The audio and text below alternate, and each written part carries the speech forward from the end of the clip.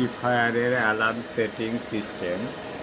প্রথমে অ্যালার্ম কিভাবে সেটিং করতে হয়, সেটিংয়ে গেলাম, ইন্টার অ্যালার্ম সেটিংসে ইন্টার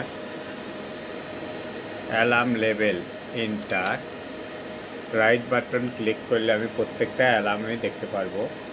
এইখানে রাইট বাটন ক্লিক করলে এই যে 2 নম্বরে এসপি ডিফল্ট, এভাবে আমার প্রতিটা অ্যালার্ম মেজরে আছে এসপি ডিফল্ট।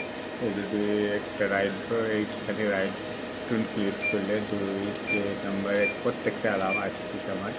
এভাবে প্রতিটা অ্যালার্মকে আস্তে আস্তে চাপতে হবে এইভাবে। 9 নম্বর, 10 নম্বর অ্যালার্ম, 11 নম্বর, 12 নম্বর এভাবে আবার 14, 15, 16, 17